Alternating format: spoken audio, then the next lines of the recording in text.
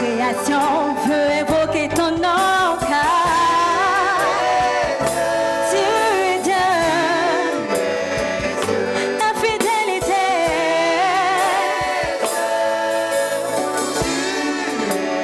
nous chanterons et nous chanterons que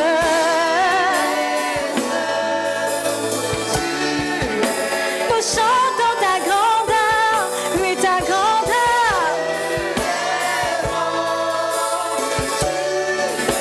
Oh oui tu es grand, oh oui tu es grand, oh oui tu es grand, oui tu es grand, oui tu es grand,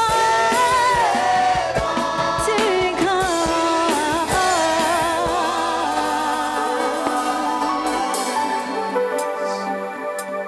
Je proclame que tu es le seul Dieu qui est comparable à toi, comparable à toi.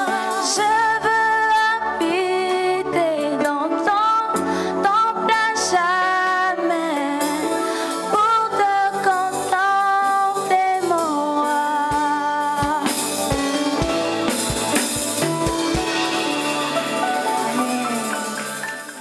Gloire à notre Seigneur Jésus-Christ. Nous allons sans plus tarder commencer notre étude. Et le titre de notre étude sort du grand thème de l'Église que nous connaissons tous. Dans la parole, trouve les clés de la vie. Josué 1:8, c'est le thème de l'Église. Et de ce thème, nous avons sorti le titre suivant. Dans la parole, nous trouvons effectivement les clés de la vie. C'est le titre de notre message. Alors nous allons essayer d'expliquer certains termes pour rendre le titre un peu plus accessible. La parole, selon le dictionnaire Larousse, c'est la faculté de s'exprimer par le langage articulé. Le fait que je parle, que tu comprennes, c'est différent du langage des animaux où souvent tu as des gens qui font du bruit. La parole selon la Bible, la parole de Dieu est esprit. Elle est un être spirituel qui se manifeste sous différentes formes. Elle était au commencement avec Dieu et elle est elle-même Dieu, selon Jean 1, versets 1 à 3. Dans cette parole se trouve la vie de Dieu, selon Jean 1, 4. La Bible dit que la parole de Dieu est vivante selon Hébreux 4, verset 12. Qu'est-ce qu'on entend par les clés? On dit, pour les clés, instruments de métal servant à faire fonctionner le mécanisme d'une serrure. Par exemple, on a des clés de voiture ou bien un trousseau de clés. Au-delà de leur utilisation physique, le concept de clé s'étend également à des domaines métaphoriques ou symboliques, où avoir la clé signifie détenir la solution, ou le moyen d'accéder à quelque chose de recherché ou de protégé. Donc c'est ce deuxième sens qui nous intéresse dans notre exhortation. La clé prend le sens de solution. La vie. La vie est un mot polysémique, c'est-à-dire qu'il y a plusieurs sens selon le contexte, qui peut désigner l'existence biologique, la vie humaine dans son ensemble ou un aspect spécifique de cette existence. Donc si on veut reformuler le titre de notre message, on peut dire aussi que la parole de Dieu contient toutes les solutions pour l'être humain. Nos besoins sont les besoins en santé, nourriture, protection. Donc la parole de Dieu renferme tout cela, tout ce dont nous avons besoin pour vivre sur terre. La parole de Dieu renferme cela. Nous allons, en introduction donc, qu'est-ce que nous avons observé? Nous avons observé que, en méditant la parole de Dieu, nous voyons qu'il y a des personnes qui ont trouvé des solutions à leurs défis et d'autres non. Pourquoi? C'est la même Bible que nous utilisons, cependant, il y a d'autres qui utilisent et qui lisent et qui ne trouvent pas de solution à leurs défis, pas de dénouement à leurs différents problèmes. pendant que d'autres utilisent la même Bible et ils obtiennent un résultat positif. Donc pourquoi est-ce que c'est comme ça? La réponse à cette interrogation nous conduit au but de notre partage, qui est le suivant. Le but de notre exhortation est d'amener chacun de nous à nous tourner résolument vers notre Seigneur Jésus-Christ par le moyen de sa parole. Ainsi, il répondra à tous nos besoins selon sa promesse en Philippiens 4, 19, et nous jouirons pleinement de la vie, car sa bénédiction n'est suivie d'aucun chagrin. Le grand 1 de notre étude. Caractéristique de ceux qui ne trouvent pas dans la parole les clés de la vie ou bien la solution à leurs défis. C'est-à-dire, comment est-ce qu'un certain groupe de personnes fait et puis lui, il ne trouve pas la solution à ces défis. Lui, il fait comment? Lui-même là, il est comment? Et puis lui n'arrive pas à trouver la solution pendant qu'il utilise la même Bible que ceux qui trouvent la solution. Donc c'est ce qu'on va voir pour ne pas copier ces personnes. Ceux qui acceptent et épousent leur réalité malheureuse. Donc, si tu fais partie de ces personnes-là qui acceptent et qui épousent leur réalité malheureuse, tu ne pourras pas trouver les clés à tes défis. Nous avons le cas de Lazare en Luc 16, versets 19 à 22. Il y avait un homme riche qui était vêtu de pourpre et de fin lin et qui, chaque jour, menait joyeuse et brillante vie. Un pauvre nommé Lazare était couché à sa porte, couvert d'ulcères, et désireux de se rassasier des miettes qui tombaient de la table du riche, et même les chiens venaient encore lécher ses ulcères. Le pauvre mourut et fut porté par les anges dans le sein d'Abraham. Le riche mourut aussi et fut enseveli. Donc Lazare fait partie de ceux qui acceptent et qui épousent leur réalité malheureuse. Pourquoi? Parce qu'il ne se sentait pas bien. La Bible dit qu'il était couvert d'ulcères, il était malade. Mais dans cet état-là, qu'est-ce que lui, il faisait? La Bible dit qu'il était couché et puis il était désireux de se rassasier. Il ne se sent pas bien et ce qu'il fait, c'est qu'il a envie de manger. Il ne cherche pas à prier pour sortir de là où il est, mais plutôt il a l'appétit en fait. Ses ulcères lui donnent l'appétit. Son état lui donne l'appétit. Alléluia. Et là, ce n'est pas normal. Quand les murs de Jérusalem étaient effondrés, la Bible n'a pas dit que Néhémie est allé manger. Lui-même qui était dans la cour royale, qui avait tous les repas, mais il s'est mis en jeûne pour la situation de Jérusalem. Pendant que celui-là même qui ne trouve même pas la nourriture, lui, il a l'appétit. Donc, à cause de sa réaction, il n'a pas pu trouver la guérison, la délivrance. Lazare a épousé l'identité que le diable lui a donnée. Quand on lit le texte, on dit « pauvre Lazare ». Donc, il a épousé ce deuxième nom-là, que Satan a ajouté à son nom, « pauvre Lazare ». Et nous ne devons pas faire cela. Si aussi le riche n'a pas été sauvé là, en partie, Lazare est responsable. Parce que toi qui dis que tu as l'éternel Dieu, tu es couvert d'ulcères à la porte d'un païen, et puis tu veux manger sa nourriture. Bon, est-ce que toi, tu peux lui annoncer un évangile vivant? Tu as des plaies partout. Tu ne fais que manger, mais reste. Et puis toi, tu vas me dire que ton Dieu est vivant. Notre attitude contredit notre évangile. Donc, normalement, Lazare, quand même, devait chercher à sortir de là avant de parler de son Dieu aux riches. Parce qu'à cause de lui, là, vraiment, il n'encourage même pas le riche à se donner à ce Dieu-là.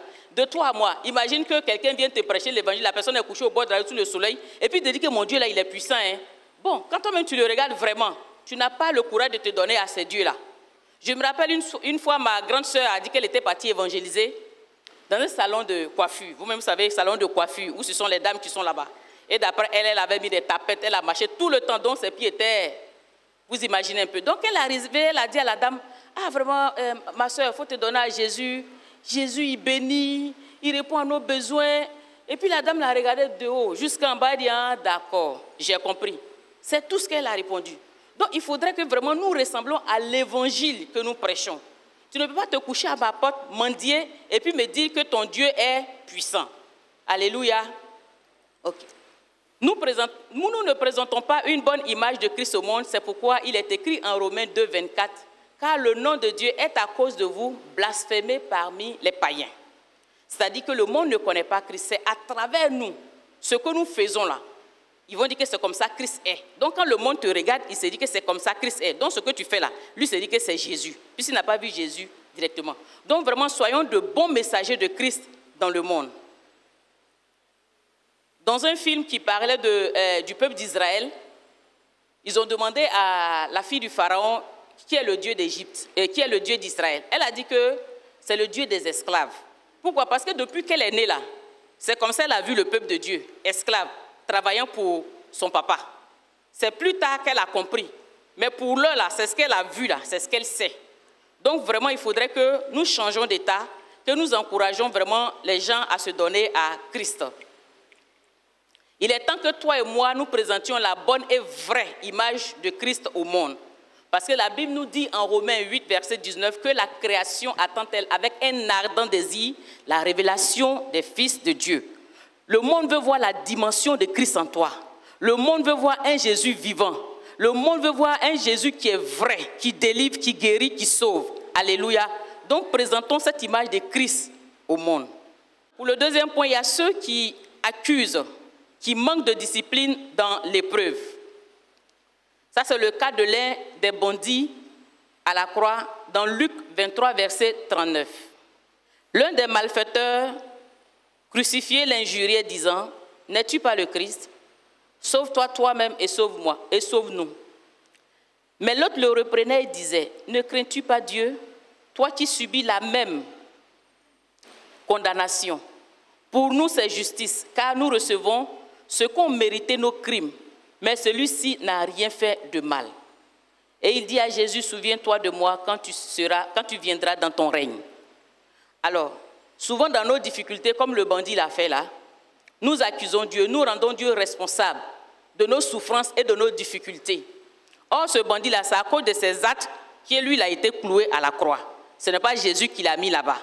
Il avait le choix de choisir de bien se comporter, de ne pas voler. Mais il a volé et la conclusion, il a été mis à la croix. La Bible dit que l'âme qui pêche est celle qui mourra.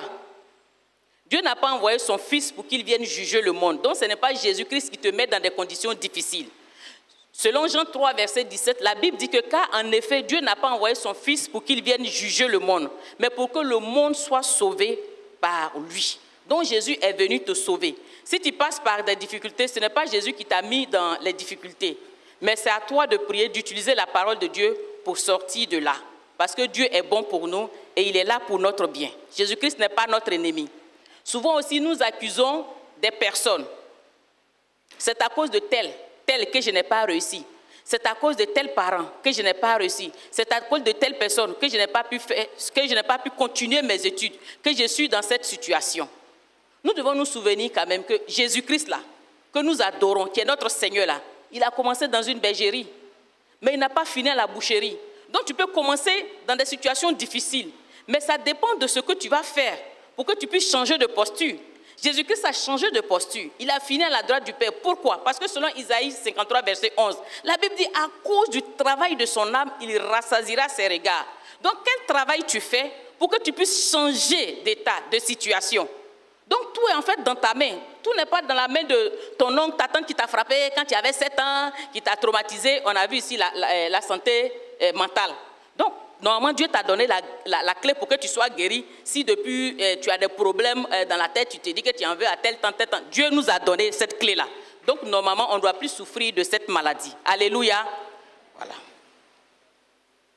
Donc, nous devons nous-mêmes travailler à notre salut pour sortir de là où nous sommes, de nos situations désagréables. Parce que celui que nous imitons, notre modèle parfait, Jésus-Christ là, il a commencé vraiment dans un endroit qui n'était pas reluisant.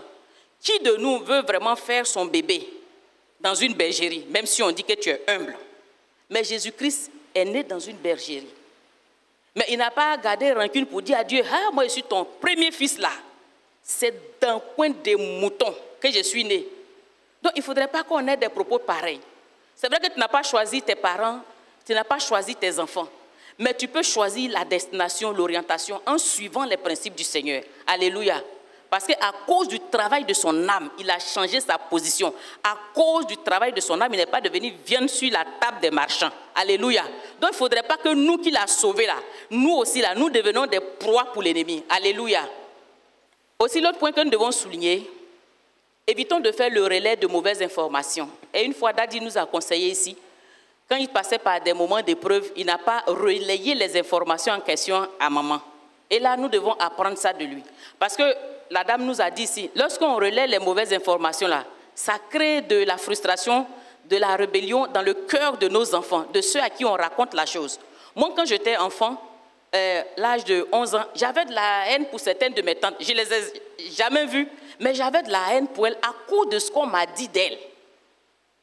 À cause de la manière dont elles ont traité ma maman. Donc, j'avais de la haine pour elles sans les connaître. Donc, en tout cas, ça fait que j'étais très énervée, je ne les connaissais pas, mais c'est que si on te dit que tu t'appelles X, je suis fâchée contre toi. Parce qu'on m'a dit que c'est X et Y qui étaient contre ma maman. Donc, dès qu'on me dit que c'est celle-là qui est X, qui est Y, je suis fâchée. Alléluia. Et là, cette attitude n'est pas bien. Mais quand j'ai connu le Seigneur, par la grâce de Dieu, j'ai pu prier pour que Dieu décharge mon cœur. Parce que ces personnes en question aussi là n'étaient pas simples spirituellement. Donc, si je continuais sur cette lancée-là, je pouvais mourir prématurément. Et Dieu même m'a tellement aidé que cette tante en question-là, même elle était dans des difficultés. Je l'ai appelée, je lui ai donné de l'argent. Et puis je lui ai dit que tanti, il faut tout faire, il ne faut pas devoir quelqu'un dans le village. Et elle m'a rappelé pour dire vraiment, je te remercie pour cette parole. Tu m'as dit, il ne faudrait pas qu'il y ait une dette sur moi. Je te remercie beaucoup. Mais en son temps, elle n'avait pas bien traité ma maman. Alléluia. Mais si je venais pour faire de la vengeance, on n'allait pas s'en sortir. Quand j'ai me venger, elle aussi, ses enfants vont se venger. De vengeance en vengeance, on va s'auto-détruire. Alléluia. Donc vraiment, il faudrait que nous arrêtons de relayer les mauvaises informations, les frustrations. On t'a fait quelque chose à l'église. Ah bon, arrivé à la maison, tu expliques devant les enfants. Quand ton enfant vient, la tante même l'énerve déjà. C'est-à-dire qu'elle n'a rien dit déjà, mais la tante là, elle m'énerve parce qu'elle a fait ceci, cela à ma maman. Alléluia. Ne faisons pas cela. Parce que quand nous faisons cela, c'est nos enfants même que nous condamnons. Parce que leur attitude là, ça va appeler la malédiction sur leur vie. Alléluia. Donc soyons des modèles, les mamans. Soyons aussi disciplinés dans l'épreuve jusqu'à notre délivrance. Parce que la Bible dit, en 2 Timothée 2,5, que l'athlète n'est pas couronné s'il n'a pas combattu selon les règles. Si nous ne respectons pas les principes de Dieu, nous serons condamnés. Un exemple simple, on passe concours de, par exemple, CAFOP, tu t'en vas, tu payes. Bien, concours là. Et puis tu viens rendre témoignage, gloire à Dieu, j'ai eu mon concours. Alléluia. Bon, est-ce que tu as combattu selon les règles?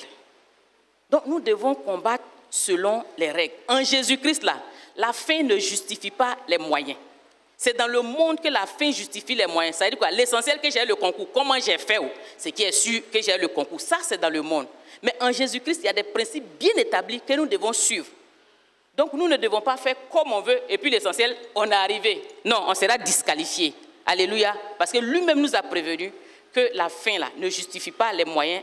L'athlète n'est pas couronné s'il n'a pas combattu selon les règles. Maintenant, le troisième point, pour ceux vraiment qui n'arrivent pas à trouver la solution à leurs défis, c'est le fait qu'ils oublient les bienfaits de Dieu. Il y a le cas des anciens d'Israël. En Nombre 14, versets 22 à 23.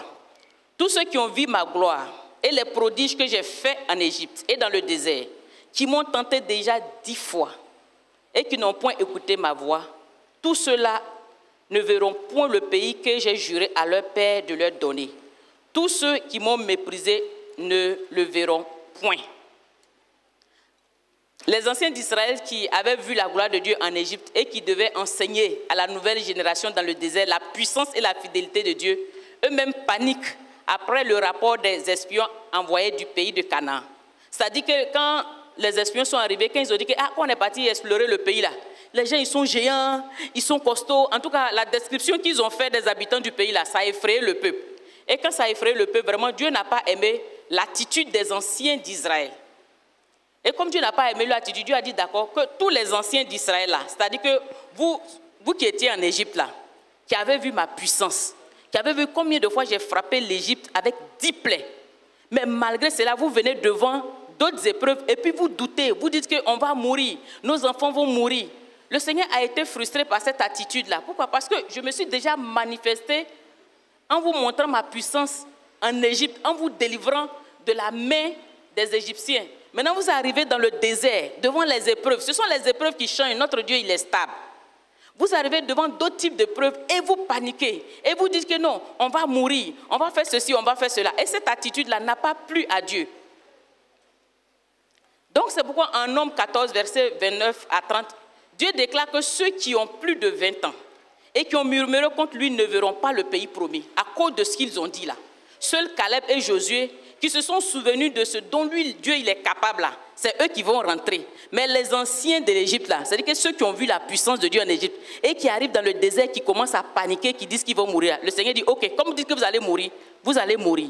Mais vos enfants là, eux ils vont entrer à Canaan. Et puis aussi, Josué et Caleb qui m'ont honoré, qui ont cru en moi, qui ont eu foi en moi, eux aussi seront sauvés. Donc, nous devons nous revoir. Nous-mêmes, on sait que Dieu a fait assez de choses dans nos vies. Si demain on est devant des difficultés, il ne faudrait pas qu'on panique. Le même Dieu qui nous a délivrés là, le même Dieu va nous délivrer encore. Donc l'attitude des anciens là, ça n'a pas plu à Dieu. Il n'a même pas parlé de la nouvelle génération. Peut-être que la nouvelle génération ne le connaissait pas bien. Mais il a parlé de... Il dit ceux qui ont vu ma gloire, ceux qui ont vu tout ce que j'ai démontré en Égypte. Maintenant ils arrivent ici et puis ils prophétisent qu'ils vont mourir à cause de ce qu'ils ont vu là. Tous ces doublants qui sont quittés en Égypte là, ils sont exclus. Ils ne vont pas rentrer à Canaan. Peut-être même que c'est à partir de là que l'exclusion même a existé dans les écoles. Parce qu'on t'a vu une fois, deuxième fois tu échoues, il dit bon, tu ne rentres plus. C'est ce que les écoles imitent maintenant. On t'a expliqué une fois, deuxième fois ça passe pas, on dit tu es exclu. Donc il ne faudrait pas que nous soyons exclus. Tu es convaincu que Dieu a déjà fait des miracles dans ta vie. Il faut lui dire merci, c'est ce que Daddy a dit ici dans l'adoration. Tu lui dis merci et tu crois qu'il va encore faire. Alléluia. Et c'est ce que Dieu veut. Il veut qu'on ait la foi, qu'on soit reconnaissant, qu'on se rappelle ses bienfaits, qu'on se rappelle les délivrances du Seigneur, que nous nous souvenons de tout ce qu'il a fait pour nous. Parce qu'il dit en Philippiens 4, 6, ne vous inquiétez de rien. Quand Dieu a dit rien, c'est rien. Que ce soit à notre temps ou au temps de nos enfants, quand Dieu a dit rien là, c'est rien. Même si Satan veut, il n'a qu'à créer de nouveaux démons. Dieu dit, ne vous inquiétez de rien. Peu importe ce qui t'attend demain. Mais le Seigneur dit, ne vous inquiétez de rien. Alléluia. Et les anciens n'ont pas eu cette attitude-là. Ils n'ont pas mis en pratique ce verset. Donc du coup aussi, ils ne sont pas sortis de leurs difficultés. Ils sont restés là et ils sont morts. Nous devons rappeler les bienfaits du Seigneur. En quelque sorte, comme les jeunes le disent, nous devons faire son atalakou. Quand tu es devant une difficulté là, il faut encenser le Seigneur. Il faut rappeler ce qu'il a déjà fait. Il faut rappeler ses bienfaits. C'est ce que, comme on appelle, David a fait. Il ne s'est jamais battu contre un géant. Il s'est battu contre lion et ours. On dit, bon, il s'en va se battre contre géant. Mais qu'est-ce qu'il a dit? Il dit que le même Dieu qui m'a délivré quand je me battais avec l'ours dans le secret là, le même là, il va me donner de vaincre Goliath. Donc on doit croire, quelle que soit la taille du défi là, sache que Dieu va te donner la force nécessaire pour affronter, pour vaincre, pour être victorieux. Alléluia. Donc c'est pour cette première partie-là, il faudrait que vraiment nous nous revoyions, que nous ne ressemblons vraiment pas à ces groupes de personnes qui ont été cités, que nous n'accusons pas Dieu quand nous souffrons, que nous n'accusons pas nos parents ou nos tantes ou nos sœurs, que vraiment nous ne fassions pas le relais de mauvaises informations. On t'a dit des choses depuis ton enfance, tu gardes, tu vas dire ça à ton enfant. Et ce n'est pas bon, ça va nous autodétruire. Et il ne faudrait pas aussi qu'on soit là assis pendant qu'on est dans des difficultés, pendant qu'on est dans les problèmes. Non, il faudrait qu'on utilise la parole de Dieu pour sortir de là parce que Jésus-Christ, il a tout accompli, il a tout payé. Pour le deuxième groupe de personnes, caractéristique de ceux qui trouvent dans la parole les clés de la vie. C'est ceux qui s'opposent à leur réalité malheureuse par une prière fervente soutenue par la parole de Dieu. Le cas de Job, dans Job 7, verset 11 et le verset 20. Il dit, moi aussi je parlerai dans l'angoisse de mon âme. Si j'ai péché, qu'ai-je fait contre toi, ô gardien des hommes? Job vivait les mêmes réalités que Lazare. Job aussi avait des ulcères. Il avait perdu tous ses biens. Lui-même, il souffrait plus parce que lui, il a vu la gloire, il a vu la richesse. Et puis un coup, lui, il est tombé. Lazare, lui, il a commencé là. C'est sur ça que le texte a commencé. Le texte ne nous parle pas de ce qu'il était. Mais Job, la Bible nous relate un peu ce qu'il était et ce qu'il est devenu. Mais Job ne s'est pas tué dans sa situation. Il dit qu'il va parler et il demande à Dieu, qu'est-ce que j'ai fait pour être dans cet état? Et c'est ce que nous devons faire. Devant les difficultés, voici les modèles à imiter. Seigneur, qu'est-ce que j'ai fait ou qu'est-ce que je dois faire? Et le Seigneur Dieu va nous révéler ce que nous devons faire pour sortir de là. On ne doit pas se complaire dans les difficultés. On ne doit pas accepter ce que Satan veut nous faire vivre parce que Jésus-Christ a tout payé. Et dans cette souffrance-là, il ne s'est pas maudit. Comme les anciens d'Israël, là, il ne s'est pas maudit. Il souffrait, mais il n'a pas dit « je suis mort, je sais que moi-même demain ne va pas me trouver ». Il n'a pas dit des paroles de ce genre-là. Parce que la Bible dit que la mort et la vie sont au pouvoir de la langue. Comme les anciens ont dit qu'ils vont mourir, Dieu dit « ok, vous allez mourir ». C'est vous-même qui avez confessé votre perte. Donc effectivement, vous allez mourir. Mais Job, lui, n'a pas fait cela. Job, au contraire, la prophétie qu'il a donnée, c'est celle que Dieu a réalisée dans sa vie. Et ça se trouve dans Job 14, le verset 7 à 9. Il dit quoi? En effet, pour un arbre, il y a de l'espérance. Quand on le coupe, il repousse et il produit encore des rejetons. Même si sa racine vieillit dans la terre et que son tronc meurt dans la poussière, il reverdit à l'approche de l'eau. Il développe ses branches comme une jeune plante. Donc, cette prophétie-là, sa prière prophétique-là, Dieu l'a accomplie dans sa propre vie, en le restaurant. En le restaurant, il dit que si Dieu a coupé l'arbre là, mais à l'approche de l'eau là, l'arbre va repousser. Il parlait de lui-même. Si Dieu l'a éprouvé, s'il a perdu tout, mais il sait que quand Jésus-Christ, l'eau de vie, va le visiter là, va l'arroser là, il sait qu'il va encore pousser. Alléluia. Donc il prophétise sur son état. Nous devons prophétiser ce que nous voulons voir dans notre état. Mais nous ne devons pas prophétiser la mort. Je vais mourir. Est-ce que moi-même je vais voir mes enfants? Je suis foutu. Non, on ne doit pas dire ces paroles-là. Si dans le monde on n'a pas été foutu, ce n'est pas en Jésus qu'on sera foutu. Alléluia. Donc nous devons prophétiser ce que nous voulons voir là. C'est ce que nous devons dire. Donc il ne faut pas maudire quand tu souffres. Et Dieu va réaliser ton vœu. Maintenant, il y a ceux qui ont un cœur patient et discipliné dans l'épreuve. Le cas du bandit à la croix dans Luc 23, versets 40 à 43. Je l'ai lu tout à l'heure. Le bandit a dit quoi? Ne crains-tu pas Dieu, toi qui subis la même condamnation? Pour nous, c'est justice, car nous recevons ce qu'ont mérité nos crimes. Mais celui-ci n'a rien fait de mal. Et il dit à Jésus, souviens-toi de moi quand tu viendras dans ton règne. Jésus lui répondit, je te le dis en vérité, aujourd'hui, tu seras avec moi dans le paradis. Donc ce bandit, il a été très sage. Il n'a pas incriminé Christ pour ce qu'il est en train d'endurer à la croix. Nous ne devons pas accuser Dieu dans nos épreuves. Nous devons reconnaître notre part de responsabilité et implorer le Seigneur comme le bandit l'a fait. À cause de sa bonne attitude dans la souffrance, Dieu l'a sauvé. Donc sa souffrance, là, ça a été un peu comme les contractions de l'enfantement. Ça l'a propulsé dans le paradis. Ça a été un tremplin pour lui parce qu'il s'est humilié devant le Seigneur. Parce qu'il a demandé pardon à Dieu. Lui aussi, il a été sauvé. Pendant que l'autre aussi n'a pas été sauvé. Nous devons garder vraiment la discipline dans les épreuves. Sinon, nous risquons de perdre vraiment nos bénédictions, comme l'autre bandit qui a perdu le salut. Parce que lui, il a insulté le Seigneur. Et cette discipline ressemble un peu à l'accouchement. Pendant les contractions, quand tu as très mal, si tu n'es pas discipliné, tes 9 mois de souffrance là, ça sera 0. Parce que le lit là, il est étroit, ce n'est pas pour 2 places. Donc si tu veux tourner, tu vas tomber. Donc c'est ça, on doit être discipliné, on doit être patient pour attendre la délivrance du Seigneur.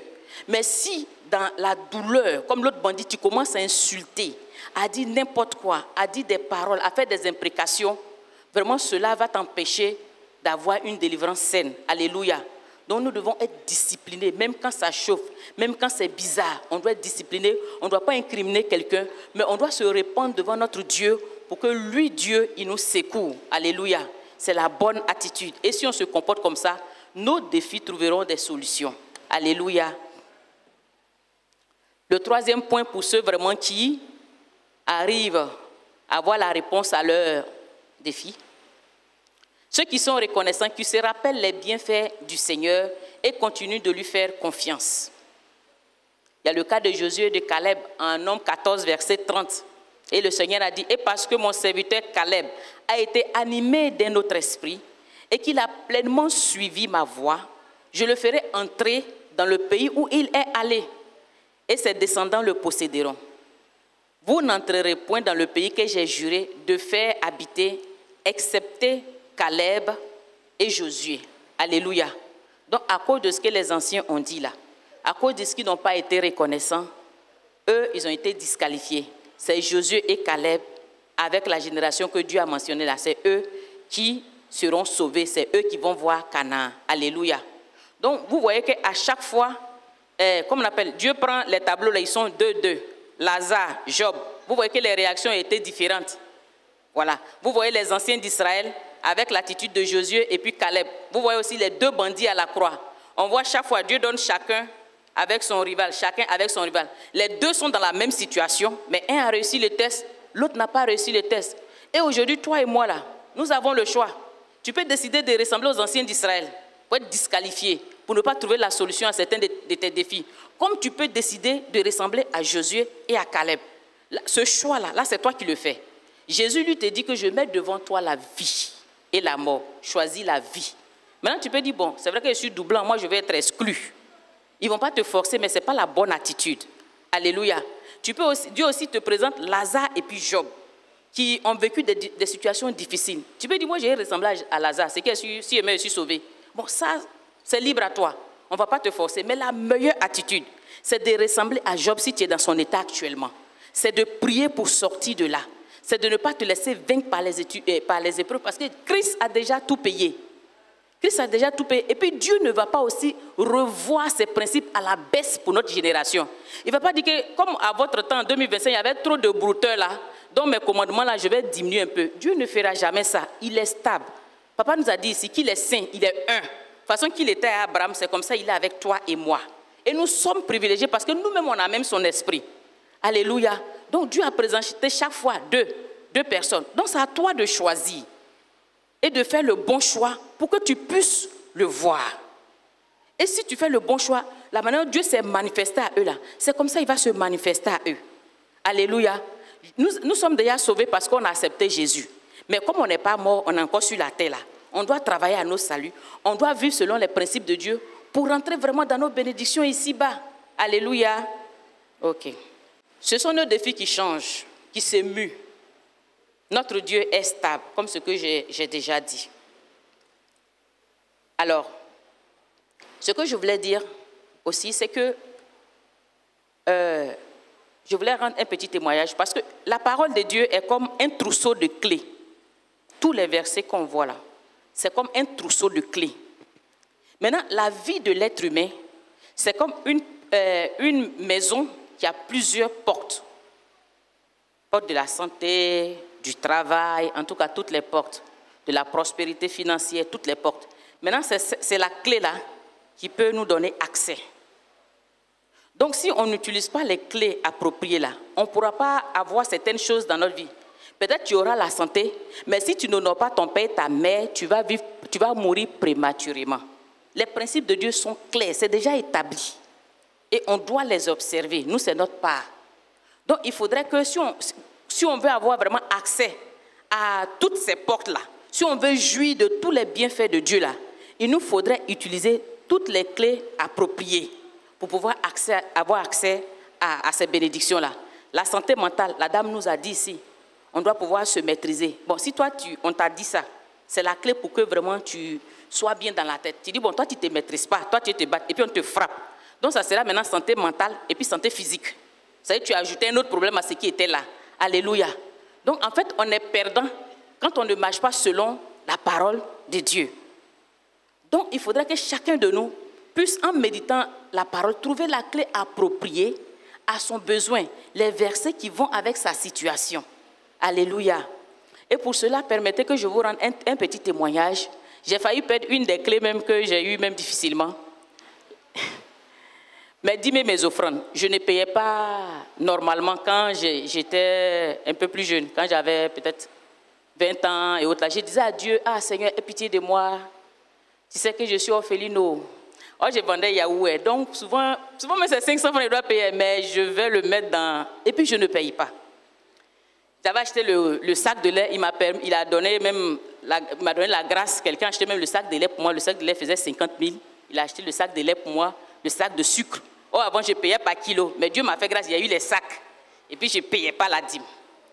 Donc, chaque fois, quand j'ai mon ami dit, hey, Seigneur, fais-moi grâce, aie pitié. Je dis que lui, il est déjà riche. Voilà, donc, je ne payais pas. Alors, qu'est-ce que le Seigneur a fait pour m'enseigner, pour me délivrer totalement, sans prière? J'avais mon sac de lait. Vous savez, le sac de lait, s'il est percé que l'air rentre là, ça se gâte. Voilà. Donc, j'avais le sac de lait et le sac de sucre. Maintenant, j'ai remarqué qu'au milieu de la nuit, il y a une souris qui vient, souvent, mais j'ai bien fermé le sac de lait là, mais qui vient percer le sac de lait là, de toutes parts. Je referme, je repositionne. Après, je vois la même chose. J'ai combat souris là dans la prière. Mais ça continue.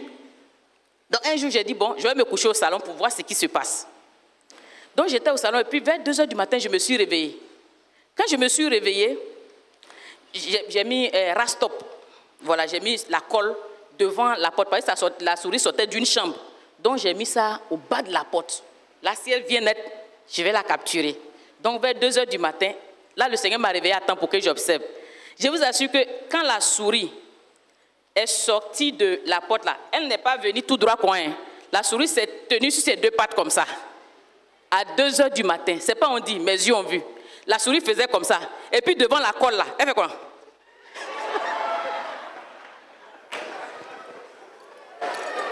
J'étais effrayée et étonnée. Elle se tient quoi? Et puis elle fait quoi? C'est-à-dire qu'elle, et puis elle saute la colle.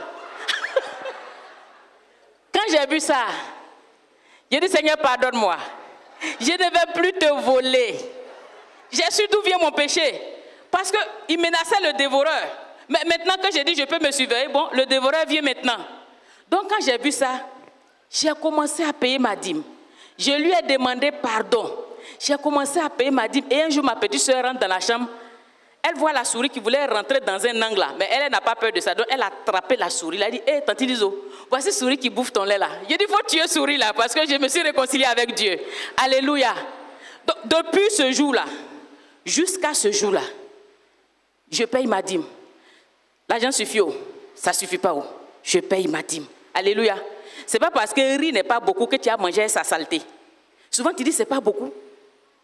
Et puis tu ne payes pas. Quand même le riz n'est pas beaucoup là, mais tu ne manges pas les grains de sel. Comme ça la dîme. La dîme c'est un interdit. Ce n'est pas j'aime la tête du prédicateur. Aujourd'hui il a prêché, ça me plaît. Bon, comme ça ne me plaît pas, au lieu de donner toute la dîme, je donne la moitié. Non, non, non, non, non.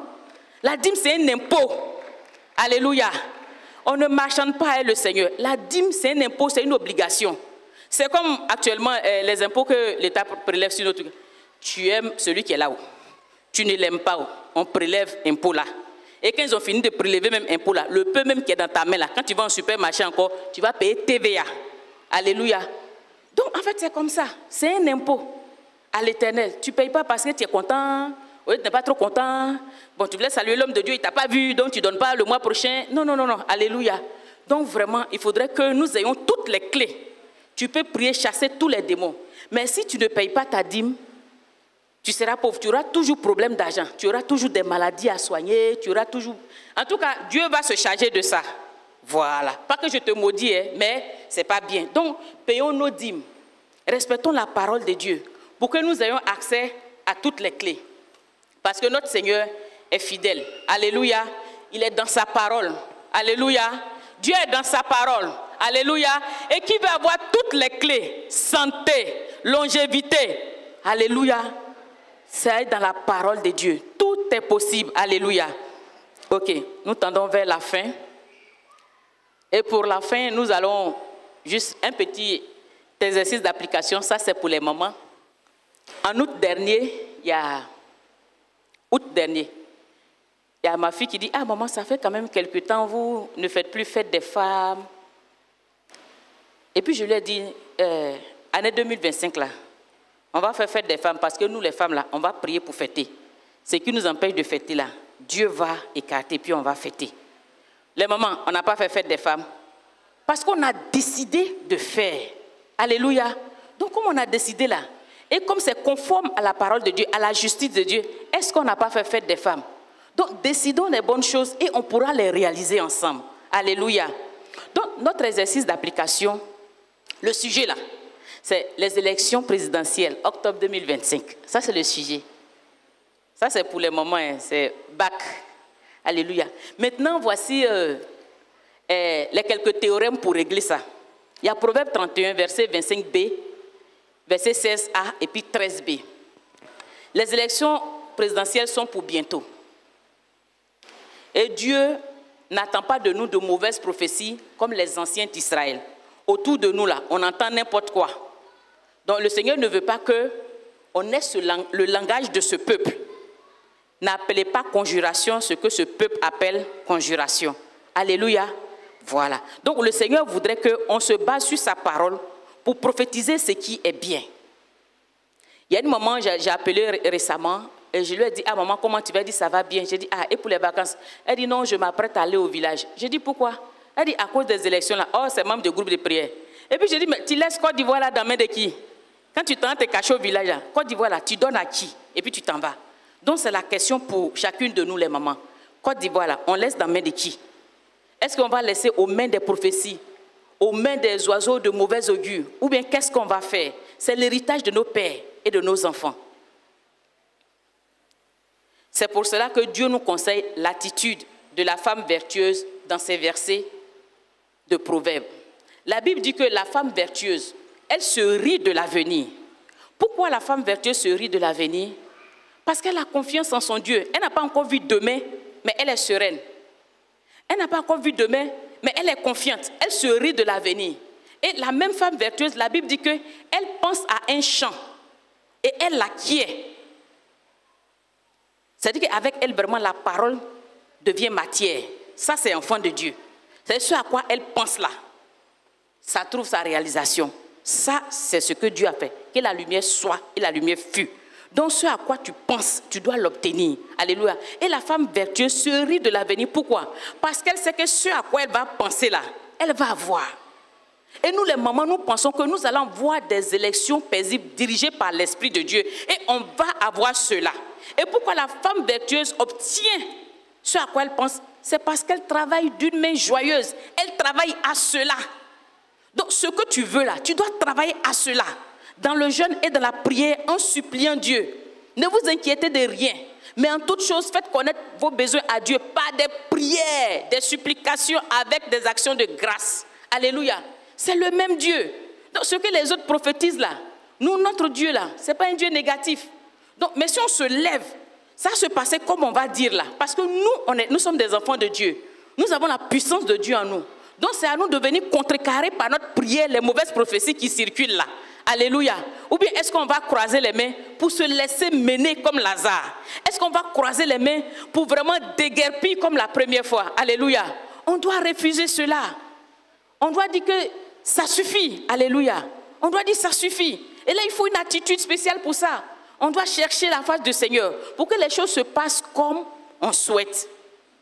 Quand Jacob avait des difficultés, contrairement à Lazare, Jacob n'est pas allé se coucher, désirer se rassasier.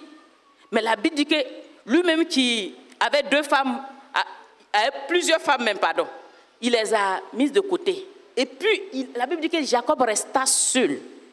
Parce qu'il sait qu'il doit rencontrer son frère. Si ça se passe mal, il meurt. Donc, la Bible dit qu'il resta seul. Et dans ça, il a lutté avec l'ange toute la nuit. Donc, il y a une attitude spéciale. Quand ce que tu cherches là, tu veux l'obtenir, il y a une attitude spéciale. Alléluia. Tu n'as pas vouloir te rassasier chaque fois comme Lazare. Daddy nous a dit ici, souvent même pour monter dans sa voiture là, il a des difficultés. Si le feu consume le bois vert, quand sera-t-il de nous, bois sec? C'est que nous aussi, on doit suivre son exemple. On doit prier pour sortir de là parce que Jésus a déjà tout payé. Pour toi, ne pas rester à la croix. Il ne faut pas faire comme Jean-Baptiste. Est-ce que vraiment c'est Jésus là même qui devait venir me délivrer ou bien c'est un autre? Jésus a été annoncé dans l'Ancien Testament. Il est venu dans le Nouveau Testament à notre aide son esprit en nous. Donc Jésus il a fini son histoire. Donc c'est toi qui ne changes pas. Sinon Jésus a fini ce que lui il a dit de lui. Donc c'est toi qui vraiment n'agis pas comme Dieu veut. Le talent qu'on a là, il ne faut pas on va aller garder. C'est la parole de Dieu. On n'a qu'à mettre ça en terre, dans la bonne terre, comme ce que papa nous montre, pour que vraiment ça puisse produire. Sinon on ne verra pas Dieu. Le Seigneur en ce jour nous a présenté chaque fois deux tableaux. Tu choisis quoi? Lazare ou Job? Tu choisis quoi? Les anciens d'Israël ou bien Josué et Caleb? Tu choisis quoi? Le bandit qui a insulté Jésus ou bien l'autre qui s'est humilié? Tu choisis quoi, maman, aujourd'hui, pour que ta vie change? Tu vas continuer à subir ce que tu vis là. Mais est-ce que tu présentes un Dieu puissant dans cet état? Est-ce que ça ne freine pas ton évangile? Alléluia. Est-ce que ta vie, ta parole, ton attitude, est-ce que ça ne freine pas ton évangile? À défaut de dire à quelqu'un, Jésus t'aime, comporte-toi bien, ça peut au moins l'amener à l'église. Alléluia. Donc vraiment, Jésus est mort pour que nous puissions hériter pleinement de toutes les richesses.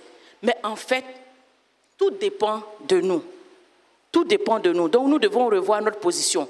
Nous devons nous laisser conduire par le Saint-Esprit, méditer la parole de Dieu pour être dirigés par notre Seigneur Jésus. En conclusion, la parole de Dieu renferme effectivement les clés de la vie, les réponses à tous les défis de l'existence humaine. Nous devons donc avoir une vie de prière intense, inspirée de la parole de Dieu, un cœur discipliné et reconnaissant pour trouver les clés à nos défis individuels. C'est fort de toutes ces vérités immuables que notre Seigneur Jésus, qui est le chemin, nous dit tendrement en Jean 1, 43, « Suis-moi ». Que Dieu nous bénisse. Que Dieu nous bénisse. Et que son nom soit glorifié dans notre vie. Merci.